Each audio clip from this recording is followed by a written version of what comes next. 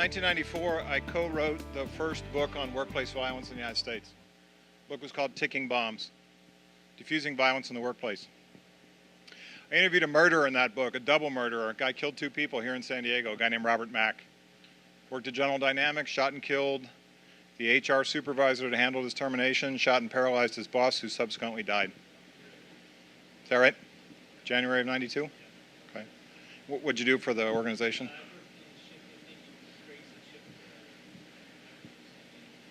Did you know Robert Mack? No, I didn't. Okay. I don't think there must I'm glad you're still. SWAT, everybody came to our department. I bet. I'm glad you're here. I'm glad you weren't involved in that situation. I went to the prison where Robert Mack is housed in San Luis Obispo back in 1993 and asked him one question, which is what? What'd you do that for? And he talked in his prison cell with me for about 4 hours about why he did what he did. I came out of that experience and I wrote the book, Ticking Bombs. I wrote it with a psychologist, a guy named Michael Mantell. Mantell was Oprah's Dr. Phil before there was a Dr. Phil. So he was on Oprah all the time. I wrote that book with Mantell because he was the police psychologist in San Diego at the time, and he handled one of the worst tragedies, not in San Diego, not in California, not in the United States, but in the world. In 1984, when I had been a cop for exactly 10 days, a guy went into a McDonald's in San Ysidro and killed 21 people. That was the worst thing I ever saw in my police career, and all I looked at was the photographs, just the Polaroids. So are we a stranger to violence in this city? The answer is no. In this country, the answer is no. So a couple things come to mind. When I started working on the workplace violence book, some patterns and themes came out from people who were more likely to harm folks, come into a school or a church or a workplace or a business. Three factors. It's not a profile, these are behaviors. Number one, economic stress. What does that mean? Can't pay my bills. It's your fault, company who fired me, or your fault, somebody who hurt me, so I can't pay my bills. Two, mental illness. Is everybody who's mentally ill dangerous? The answer is no. If they are, they're dangerous to who? Themselves. And three, and this is the biggest one for me, the desire for revenge. Do we see people in this country who are helpless and hopeless that have that desire for revenge? So I want you to think about a couple things. One, when you look at the news and the cases that you see, we see two types of people, but only one of them shows up. We see one group of people we call hunters, another group of people we call howlers. The good news is the vast majority of people in this country who threaten to harm other folks are howlers. I'm going to get you, I'm going to kill you, you'll be sorry, I'm going to burn down the building, I'm going to get you, blah, blah, blah. The other group of people we call hunters, what do they say? Nothing. So the Secret Service, who trained me, and the U.S. Marshals, and I'll talk about their model in just a second, said we have more to be concerned with from people who do not make threats than those who do. That doesn't make counterintuitive sense, does it? It sounds backwards. The guy's threatening. We should be concerned. Okay, definitely. Perimeter control, access control, how close he gets to people, etc. We're talking about this facility. But the guy that scares me is the one who says, all right, this isn't over, but he doesn't say it out loud. Now here's the good news about hunters. They tell people. They don't tell the target. That'd be bad for them, wouldn't it? They'd get arrested or put in a mental health facility. Who do they tell? Co-workers, friends, relatives, people that they know. And why would they make those kinds of warnings? I'm going to hurt somebody. Why would they do that? A couple reasons. What are they? Maybe if I tell somebody, what will happen? They'll talk me out of it. They'll stop me, and I don't really have to do it. If I told you this weekend I was going to go skydiving, and all I talked about was how much skydiving is going to be great this Saturday and how the wind's going to rush through what's left of my hair and how excited I am about skydiving, what's the first question you asked me on Monday? How was skydiving? And if you know me, I wouldn't go. I don't like heights. I don't even like being this tall, okay? So I wouldn't go. But if I told you as a man, I'm going to go skydiving, what have I just said? I got to go skydiving. So one of the reasons why they do these things is to either A, get talked out of it, or B, to talk themselves into doing it. So there's some really good research by some folks at the Marshal Service who said that howlers do not hunt and hunters do not howl. The minute somebody starts moving on a path from ideas to action, I think I'll get a gun and show up at a church. They're no longer a howler. They're a what? They're a hunter. So our job in whatever form you come across folks, is to knock them off this path from ideas to actions. And maybe it's how we treat them. Maybe it's through customer service. Maybe it's through courtesy. Maybe it's through kindness. Maybe it's through shepherding. Maybe it's through helping them. Can we pick our customers that come into this building? What's the answer?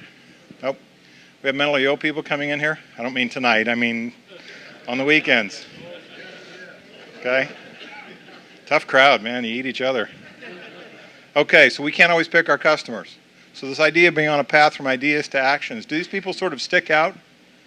I say this with love in my heart. I have a doctoral degree in business administration, a master's in security, and a bachelor's in psychology. I say this with love in my heart. Crazy people look crazy. Don't they? Let's look at the guy in Tucson. Who smiles during their mugshot? Please, come on. Right? Hunter or howler? The guy in Tucson. How do we know? Did he have a plan? Did he work the plan? Did he move from ideas to actions? Were people, quote, concerned about this cat? Yeah. Here's what pains me. In the aftermath of these situations, a lot of people who knew a little bit came forward and said, I was concerned about the guy too. What are we trying to do before that ever happens? Talk about stuff with each other, with Mike, with John, with Jason. Talk about these things with each other and say, hey, I'm a little concerned about this person here who I've been come in contact with who's saying or doing these things. You know, I'm no psychologist, but a reasonable person looking at this guy would be concerned. Can we agree that that's what a good self-defense is talking about stuff and not going, he's probably just kidding. Let me change the dynamic on Hunter versus Howard just for one little piece for you here. There's a certain type of man in this world who says, if I can't have you, ladies fill in the rest, women only, no one else can. I was a DV detective for 6 years. I handled 1,500 cases in that time span. If I can't have you, nobody else can. Those are howlers who ultimately do what? Hunt. So whenever someone has previous sexual intimacy with the victim and they say, I'm going to kill her, I'm significantly concerned. Do we have situations where people show up in public places who have restraining orders against them or go to the person's church or work or their veterinary's office and shoot them because they used to be in love with them? Happens all the time, doesn't it? So that's the exception to hunters don't howl and howlers don't hunt. So in talking with John and with Jason about what I want to talk to you about today, one of the concepts I think is critical in our world now is the concept of safe rooms. If you cannot evacuate in the presence of an active shooter, go to a safe room. Is a safe room, where's my slides? Is it a bulletproof chamber like this vault here? What is it? Just a room where you can do what? Lock the door, barricade the door, keep the bad guy out until the cops get here. In the old days, the cops used to surround the building and wait for the SWAT team. Everybody see the Blues Brothers? Remember the hut guys? Hut, right? Now they go inside with active shooter protocols, right? So now we don't wait for the cops come inside and now they go after these guys. Where do you want to be? Where do we want to get our folks that are here for services? Where do we want to get them out of harm's way? Either evacuate as quickly as possible or into a safe room. So I'm going to talk about that concept. As I was preparing for this conversation today, somebody sent me, and John, maybe you know about this from NYPD. NYPD just came out with a brand new report on active shooters today. So I downloaded some of the stats and I want to talk to you about it. Could I see the next slide? So I want to talk to you about some cases. I want to talk to you about some scenarios. People that come into our facility who could be visitors, vendors, guests, people that come for service, but there also could be crooks, could be domestic violence perpetrators. I want to talk about the pros and cons of safe rooms. What's the biggest pro? Gets you out of harm's way. What's the biggest con? Trapped. If the bad guy worked here and he knew where all the safe rooms were, what would happen then? We'd have some problems, right? It's not a perfect solution. Is getting out of the building safe sometimes? Yes, that'd be job one. Job two would be go to a safe place and lock it down. As many people, little kids, adults, into a room until we wait for the arrival of the cops. I want to talk to you more about this concept of hunters and howlers. I want to show you a DVD on active shooters and this concept of safe rooms. The DVD is about 15 minutes long. It's not bloody. It's not like Driver's Ed, red asphalt number 22. It's not like that, right? There's only a couple things on the video. One, the bad guy looks just like Charles Manson. I can't do anything about that. He looks just like Charles Manson. And the second one is the cops are less than gentle in this DVD. When they come inside to go after Charles Manson, they break a few eggs. Is that going to happen in real life? Will the responding police team that comes inside to go after an active shooter, will they stop to render first aid for somebody? Will they stop to pick up somebody on the ground? Will they rush by to get inside and trample over some folks? Yeah. So we want to make sure that we're out of harm's way when that's happening. So I want to show you that DVD. Everybody in this room is a shepherd. I've been a shepherd my entire adult life. When I was 15 years old, I got robbed in this little grocery store that I worked at in Claremont. A guy came in and put a gun to my head and said, "Give me all the money. Give me the keys to the Dropbox." Not being bulletproof, I pointed to my partner and said, "He has them, he has them." Guy took $800, which in 1978 was a lot of money. Still a lot of money now. And as I was laying on the ground with a gun to my head, my face on the concrete, I said, I weighed about 107 pounds back in those days. I said, "No one will ever get the drop on me like that ever again." That's why I went into the cops. So I've been a shepherd my entire adult life. I try to take care of people who are afraid, just like you do. You try to take care of people who are fearful of their safety and their security. But let me ask you an important question. If you're a shepherd, who do you take care of first? Yourself. Then who? The other shepherds in this room, then the flock. That's how it works. Take care of yourself first. Take care of the other shepherds in this room, then take care of the flock. When I was in the cops, same model, right? Take care of myself first, my partner second, the community third. That's the way it goes. Okay? Take care of yourself first. That's what shepherds do. You can't be helpful if you're not around, correct? Take care of the other shepherds in this room, then take care of the flock. Next slide, please. So let me look at some of these statistics here. NYPD looked at 281 cases from 1966 to 2010, active shooters. Somebody showed up at a business, a church, a school, and shot people. Big shock here, right? 96% of the active shooters are male. Anybody surprised by that? Men have been doing that since the caves, right? 15 to 19-year-old males, 35 to 44-year-olds. Where are the 15 and 19-year-olds going? School, 35 to 44-year-olds, right? Workplace or domestic violence, right? Now, there are some 35 to 44-year-olds in this room, right? Some of you are looking more conspiratorially at your friends now. We're not about age ranges. We're not talking about profiles. We're talking about not the P word, profiling. We're talking about the B word, behaviors. Behaviors. 98% of the incidents were carried out by a single attacker. Here's the problem in this country. We're really, really good at keeping track of organized nuts.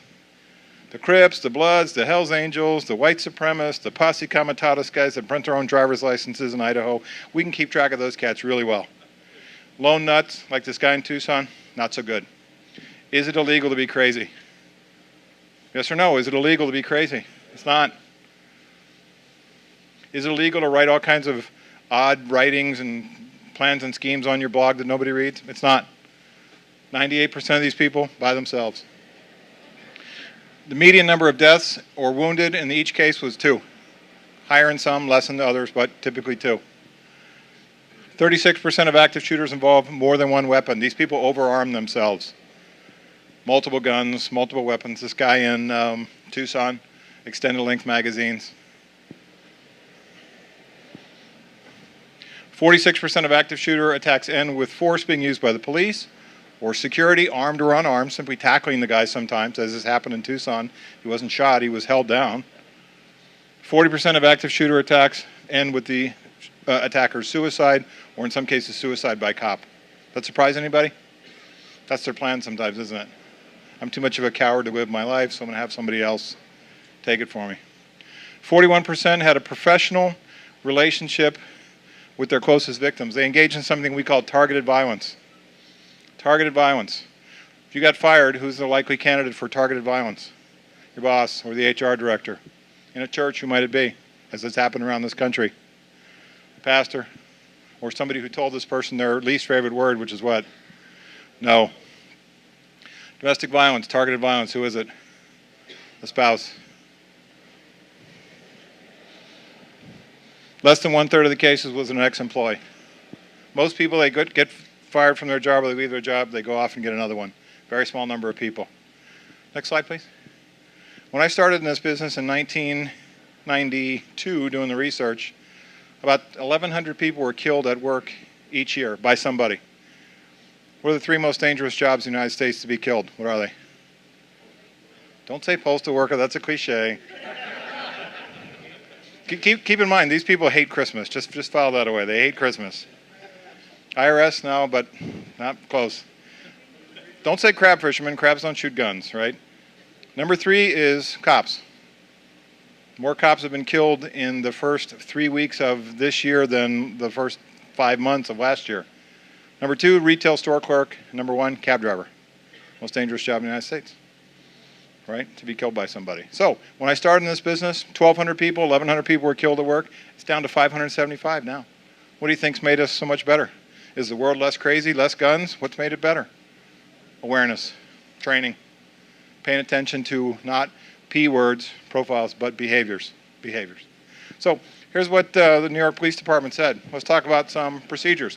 Conduct a security assessment of your facility. Seem reasonable? Figure out about door locks and desk locks and shredders and alarms and cameras and security guards. Conduct an assessment. Is that reasonable? Yeah. Multiple evacuation routes. Practice evacuation under varying conditions. I have a lot of clients that talk about evacuations, never do fire drills, never do safe room drills, never do anything. Under stress, we go back to what? Under stress, we go back to how we have been trained, yes? If there's a life-threatening emergency in your business at work, your company, what number do you dial for help? Quickly, what number? Yep. Some of you, how about 911? For some of you, you have to dial 9 to get an outside line, yeah? If you dial 911 at your business, you might get extension 11, which is not what you want. So I've just taught you something that under stress, you go back to what you've been told since you're about 4 years old is 911, in which case that may not work. Set up evacuation so that folks with disabilities can get out. Designate shelter locations, thick walls, solid doors, door locks, no windows, first aid, communication, duress alarms, safe rooms, which we'll talk about. Not a bulletproof chamber, place to be. Break room, restroom, conference room, training room, this room, little kids' classroom, so we can put people in and lock the doors. Not a perfect solution. Second best to getting out. That's what we're going to talk about today. Point of contact with folks in law enforcement. We have that not only in the room, but in the city as well. Next slide, please. Incorporate active shooter drills into our planning and preparation. Most people don't do that. They don't practice this stuff because they think, it'll never happen here. I missed 9/11 by 3 days. Some of you from New York know what it's like to be back there. I was back there flew home on Saturday. It happened on Tuesday. I'd walked through that complex of buildings and thought nothing of it. These things don't happen here is what I hear from a lot of people after something's happened. In this country, we are driven by events, are we not? We didn't care about airline security until when? 9/11. They had a shoe bomber. What kind of idiot steps on the bomb all the way to the plane anyway? So now you got to take off your shoes. Then they had the underwear bomber. I'm afraid to go to the airport. Security patrols, patterns of operation that vary. Limit access to the blueprints or floor plans, except make those available to the cops, but don't put them all over the place so people know about our facility. Establish a central command station for building security. We've done some of those things here, have we not? Some of those things are in place. Does it make sense? Okay, we're not breaking new ground here. We're just reminding folks of things that we should be doing in just about every business in the United States. Next slide. I'm sorry? Oh, somewhere? Yes. You bet.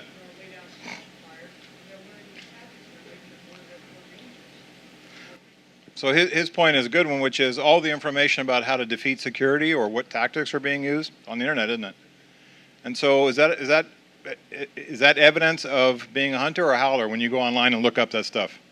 Hunter behavior. Can you get the recipe for methamphetamine online? Sure. Put in place credential-based access control systems, key card readers. We have that here too, to tell us where folks are. Camera systems, we have that here too, right? Communications infrastructure, be able to put out PA messages and things like that. That's big in schools now, isn't it? Especially college campuses. Broadcast fax, broadcast email, broadcast text. Anybody like me? I have an 18-year-old daughter. You take her to dinner, all you see is the top of her head. I'm like, can you just stop for 5 seconds? The answer is no. Elevator systems that can be controlled or locked down. Next slide. Train building occupants into the active shooter protocol, some of the stuff we're going to talk about tonight. Can't get out, go to a safe room. Call 911 or 911, depending on what the facility phone system is. Train people that when the cops come, they're going to take care of their business, and you need to be out of harm's way so that they can do their job. Next slide. So, here's what the NYPD report said. Evacuate, hide, take action. Didn't I just say that before we started talking? First choice is what? Out of the building. Second choice is what? Safe room, lock it down. Third choice, Flight 93, what'd they do? Took action. Not a great world, not a great opportunity. 20 of you, one of him, do the best you can. There's some people in here who have tactical training. There's some people here, a lot of people here in this room have brave hearts and brave souls and can go after bad people. Sometimes that stuff works very well, doesn't it? Next slide. This is Jiverly Wong. Jiverly Wong went into the Binghamton, New York American Civic Association where a bunch of folks were taking English classes and killed, I don't know, 20, what does it say? 13 people? 26 people, it says in this slide here, while this shooting was going on, hid in the basement boiler room of the building, which we would call a what? Safe room. They survived. He shot himself, as these people typically do. They always get the equation backwards, don't they? Shoot yourself, then go shoot all these other people, right? They always get that backwards, always. So Jiverly Wong hid in, the people who are afraid of this guy, Jiverly Wong, hid in the basement boiler room of that facility. Did it say in big letters, safe room on it? No. Was it a good place to be in that situation? Yeah. Should you do a little thinking while it's calm and peaceful and you got a little spaghetti in your stomach to think about this kind of stuff so that under stress you go back to blank? There's fight and there's flight. The middle F is the worst one, which is freeze. I just blacked out, blanked, didn't know what to do. Thinking about things in terms of imprinting certain anchors into your approach when it's calm and peaceful is how you remember it under stress. How you remember how to do it under stress. Next slide. Here's Cho. I was at a conference, I did a full day thing for the Houston Community College where we had 300 people in the room. They were all community college administrators for Houston. They have 85,000 students over 860 square miles of campuses. And we had a guy from Virginia Tech, the corporate lawyer, corporate counsel, talk about that case. This guy here, Hunter Haller, did he have a plan? Did he work the plan? Did he move from ideas to actions? Were a lot of people concerned but didn't know what to do about it? Yeah. So the gentleman here in the corner is a, I think, Romanian Holocaust survivor. He's a visiting professor. He blockaded the door so that Cho couldn't come inside and injure or kill more people, and he was killed in the ensuing incident. He created a safe room for his students. He created a safe room for the kids in his class. He did not survive. Sometimes shepherds don't survive, do they? Sometimes they don't. Next slide. This is Richard Farley. Richard Farley is the poster child for workplace violence with, comparing faces and beards here, workplace violence and with a love angle in it in the United States. Richard Farley was obsessed with a woman named Laura Black. He kept saying, go out with me, go out with me, go out with me. She wasn't interested in him. That meant, to his eyes, double down and call and bother her even more. He ended up getting fired as a result of that. The organization did what many organizations do, which I don't always advise them to do, which is get a restraining order. What did the restraining order become for Richard Farley? It's called a triggering event, is it not? Put him over the top, didn't it? He showed up at the facility with a shotgun and some handguns, shot through the facility, killed 7 people, wounded 4. Cops surrounded the building, got himself to give himself up. This happened in, what, 88? Still on San Quentin on death row. I watched an interview that was done with him, and he thought, I should have been more methodical. I should have got more people. I didn't plan that very well. So Richard Farley, in his situation there, when he came through the hallways and shot people, some brave folks, shepherds, grabbed one of the injured victims and pulled him into the office and slammed the door and locked it and propped the guy up against the door. Richard Farley shot through the door and killed that guy. In police work, we talk about the fatal funnel. Where do you not want to be in a safe room? Next to the door. Is it a perfect world? No. What's the likelihood of somebody like this coming into this facility? I don't give those kind of odds, do I? In my work, do we predict violence or do we assess dangerousness? Which one is it? We assess dangerousness. If I could predict anything, I wouldn't be here, would I? Vegas, Reno, Atlantic City, right? I wouldn't be here. Did you hear about the guy that went to Las Vegas in an $80,000 BMW, came home in a $250,000 Greyhound bus? Anyway. So what do restraining orders tell us sometimes? They work really well for good rule followers. What do we know about guys like this? Not the greatest rule followers in the whole wide world.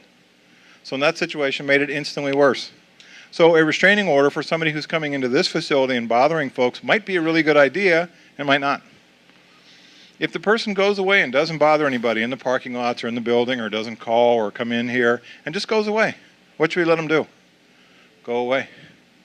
Some of you country folks like me, what should we let sleeping dogs do? Let them lie. Don't go into the bear cave and start poking the bear. What happens? Wake up, right? Let's get a restraining order. Why? To tell the guy to stay away. Well, he's already staying away. Well, let's reinforce that. Okay, now you gave him one. Now he starts showing up again. Albrecht's law of unintended consequences. Yeah? Next slide. Safe room. Best chance of survival if evacuation is not possible in an active shooter situation. So what am I saying is number one? Out. Call for help outside in a safe place. 2, safe room. Law enforcement agencies are trained in new responses which can increase the success and survival rates of these incidents if we're out of their way. Cops get there. They know bad guy from good guy? Could it be a woman? Do women do bad things? Occasionally. My wife's a sex crimes detective. I've been with my wife 20 years. She's been a cop 24 of them. When she says, I want you to go do this, I go, okay, that sounds great to me. I don't forget, right? I'm laying there sleeping. She's accidentally cleaning her 9mm and goes off several times into me. I'm aware of that. If the shooter is or was an employee, they know the location of the safe room. Is that true? Or a visitor or a guest or a vendor? Maybe. It's not a perfect world. That's why we don't designate one room to be the safe room. What's a good safe room? Any place you can be that you can lock or barricade the door, wherever you happen to be. Might a safe room be a utility closet where we keep the brooms and the cleaning stuff? Yeah. It's not the Holiday Inn, right? It's not the Ritz-Carlton. It's a place to be for 5 to 55 minutes until the cops come and do what they do, which is to neutralize the threat. Next slide. If the shooter's been to the facility, they may have the same familiarity issues as you, plus they may engage in targeted violence. How do we prevent against targeted violence? We listen to people. We listen to them, what they say and how they act and what their behavior is and how they talked to us and how we talk to them. Can how we treat people go a long way towards driving them off of the path from ideas to actions? Yeah. When I do high-risk discipline and termination, I give people compassion. I treat them with humility and dignity. I try to give them, as we would say on a game show, lovely parting gifts, severance, access to medical care, things like that that folks might need who are under stress. You may have to make some very hard decisions about who to let into a safe room. Let me tell you a quick story. I'm not asking you to make any decisions. Let me just tell you a story.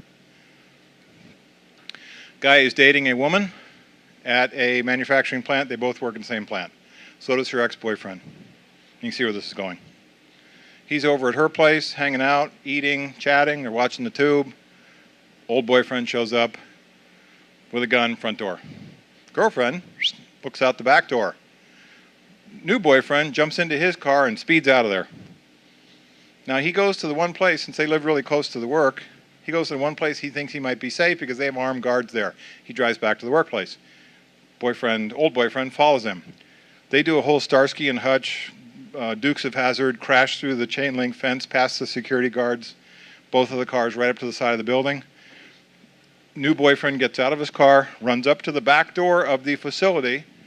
The risk manager, the safety director, who's a woman, sees him and sees the guy chasing after him with a gun and locks the door. He's shot and killed. Bad guy shot himself and survived. I think she did the right thing. As horrible as that sounds, I think she did the right thing. Who's she trying to protect? Not just herself. Who? Everybody in that facility. How many people were at risk in that facility? As many bullets as he had. And how many bullets did the guy in Tucson have? 30? 31? That's a horrible ethical dilemma to put yourself into. Now, if one of your colleagues is pounding on the door saying, let me in, you say, you know, I've never liked you. All those years you ate my sandwich out of the break room and took my Gatorade even though it had my name written on the label. I hope you're survived. No. We use good common sense in these situations. We bring people in, as many folks as possible, kids and everybody else, and we lock it down, but we use good common sense. But in some situations, a safe room is no longer a safe room when the door is open. I'm just asking you to think about that. Next one, please. Ladies, what's wrong with this picture? Jennifer San Marco killed 6 people at the post office. Insert your usual jokes here. In 2006, she came back to the facility after being gone for 2 years on psychological reasons, had no contact with the organization whatsoever, showed back up after she bought a couple of guns at 2 different pawn shops in Albuquerque and somewhere else, was hanging around with a bunch of white supremacist cats, shaved her head, got into the postal facility because she followed into the gate as it was closing and then robbed one of the employees over a key card, got inside, shot these people, and then shot herself. Sheriff's Department for Santa Barbara got there and thought it was a man, kind of a big girl, shaved head, wearing the clothing of choice for all mass murderers, which is what? Camouflage. What's wrong with this picture? It's a woman. First case of workplace violence, mass murder involving a woman in the United States. Been individual incidents, but not mass murder like her. Looks pretty kind and harmless in that photo, right? That's why we don't focus on the P word, profiles, because she doesn't fit the profile, does she? Because she's a woman. What do we focus on? Behaviors. Thank you. Okay. Some of you are looking at the women more carefully in the room now. Cover me. I'm going for coffee. All right. Next slide. Hunters and howlers. Howlers' function is to make people feel what? Make them feel afraid. I'm going to get you. You'll be sorry. That could mean I'm going to sue you or burn the place down or wait for you outside.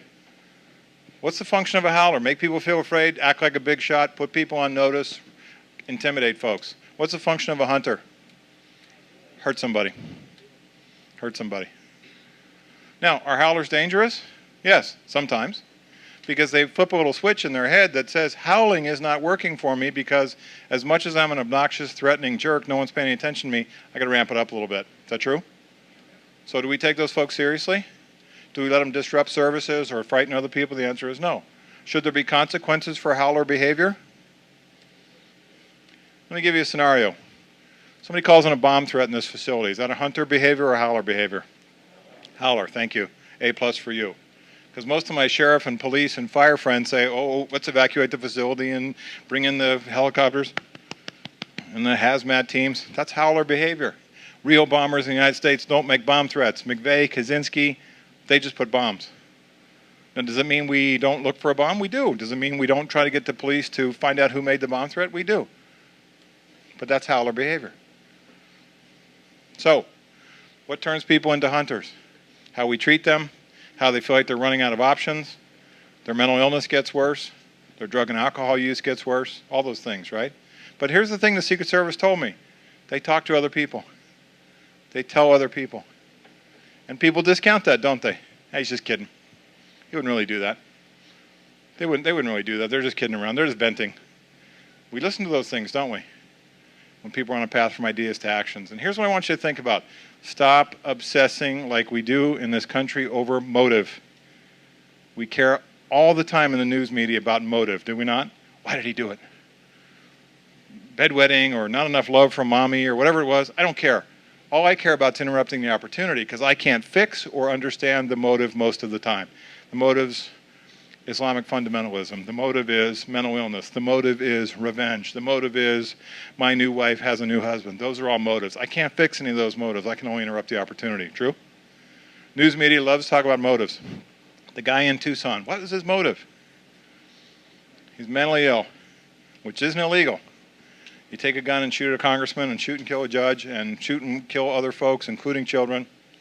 Different story. Let's interrupt the opportunity best as we can. We're not building bulletproof chambers. We're trying to make something which is extremely rare, but also extremely catastrophic from happening here. Extremely rare that it might happen here. Extremely rare, but extremely catastrophic, yes? In the United States, how many kids died in school fires last year? School fires. How many kids were killed in school fires? Zero. Why? Smoke alarms, fire alarms, hoses, extinguishers. Handsome firemen show up at the school and teach these kids, what is it? Sleep, eat, and drop, or leap, smoke, jump around, eat, and whatever. What is it called? Stop, drop, and roll, right? So, as a result, no deaths by fire in the United States. 35 kids per year killed in school violence in and around the school. Training, awareness, vigilance, being a shepherd, safe rooms.